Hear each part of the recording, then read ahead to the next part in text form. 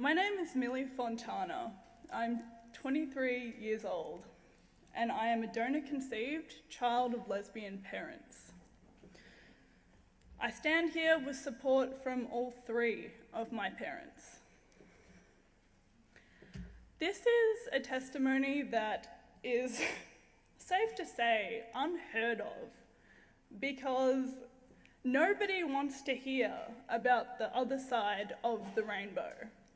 The side that is not catered for, that don't grow up happy and grow up with a dissenting idea of what a family structure should be. Growing up, I wanted a father. I felt it within me that I was missing a father before I could even articulate what a father was. I knew that I loved both of my parents, but I could not place my finger on what it is I was missing inside myself. When I hit school, I started to realize through observing other children and their loving bonds with their fathers that I really was missing out on something very special. I was lied to throughout school. I was told I didn't have a father, or that perhaps they didn't know who he was. It was very difficult for me to affirm a stable identity because of this, and my behavioral and emotional stability suffered greatly because of it. I stand here before you, raised atheist with no religious affiliations. I stand with Christians because so far in this debate, Christians are the only people trying to reflect the issues that follow with children. Christians so far are the only people trying to shine light on stories like mine. Nobody in the LGBT lobby wants to hear from someone like me, because so far love is love, right? We don't exist.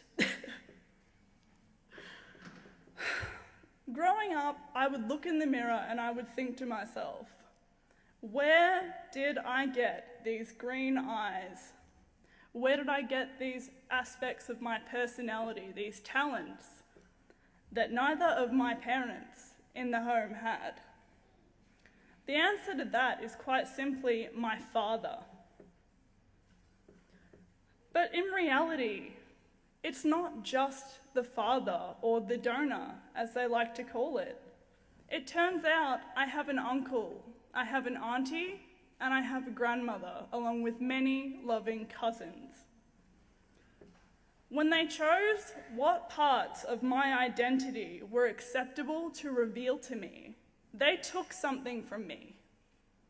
And where other children were able to look in the mirror and reconcile those missing parts and say, I love my mothers or my fathers, I could not, because in my eyes, who were my parents to decide what parts of me were acceptable to reveal to me? Meeting my father at 11 years old was probably the only time I had been a stable child. I saw for the very first time who I was. I looked into his eyes and I thought, that is the missing part of me. Not because I'd fantasized about having a father, but because I could put a face to who I was, so I could look at somebody who was equally responsible for my existence. I could affirm my identity based on this man. And if I had not met my father, I would not be standing here with you today, because my emotional reaction to not having him in my life, even at such a young age, was devastating, and it caused me to regress in my development. I want to talk about real equality. There's a lot of talk about equality from the LGBT lobby, but I sort of wonder what their definition of equality is, because for me, equality was being told the truth was being respected for who I was as a whole, and not just based on what my parents desired to let me know. Equality was being able to look at both sides of my genetic family and understanding who I was.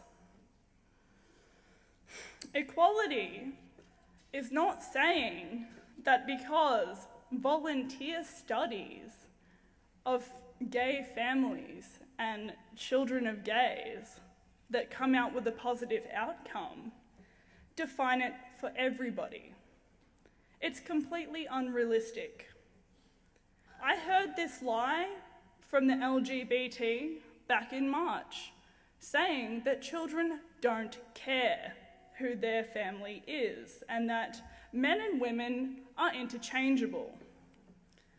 I consider this in itself to be a form of gender discrimination. Men and women offer complementary roles in child rearing and should probably be respected equally.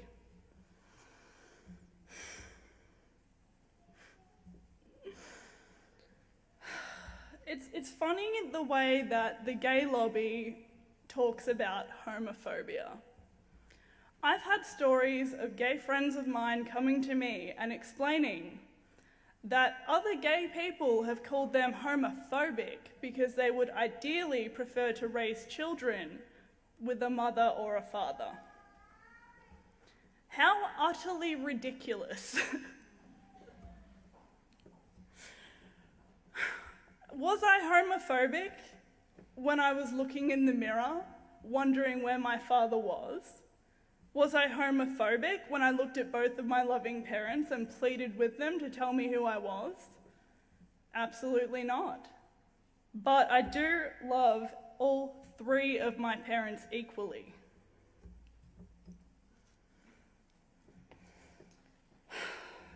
My mother pitched a question to me the other week. She said to me, "Millie, what if my partner and I were able to be married? What if we had that stable household environment that everybody else has?" And I answered the question very simply. It was basically answered with another question, which would have been, how would psychologists have treated me for my underlying issues of fatherlessness if to acknowledge fatherlessness was a form of discrimination? How would any physician under threat of legal action have treated me under that circumstance? It was met with silence. Nobody thinks about this before we rush ahead to marriage. This is an extremist minority that are pushing, from my opinion, what seems to be extinction of gender in itself. I don't see gender equality. I see a pitch to get rid of gender altogether.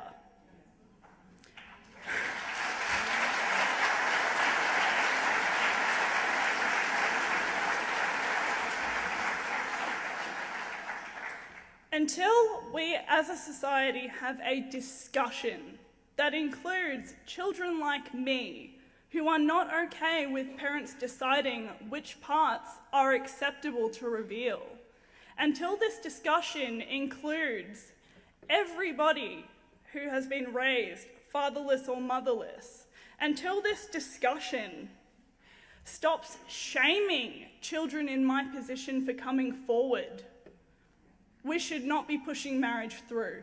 I am not going to stand here and be silenced by people telling me what was acceptable for me to feel. That I'm a bad person for wanting a father, that maybe I didn't love my mothers enough because I wanted a father. It's bull, and I won't support it. I thank you for coming here tonight.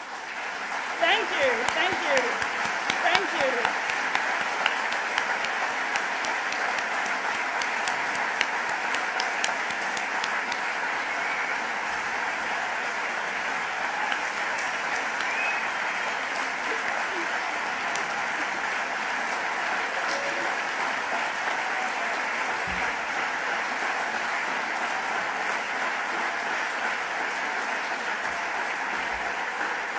finish. Thank you so much for the standing ovation, but I just want to say that it's really great to see everybody here in support of the same cause, because everybody deserves a voice, and I won't stand here and let people shame Christians or anybody of faith, just based on faith, for standing up for children, because it's ridiculous.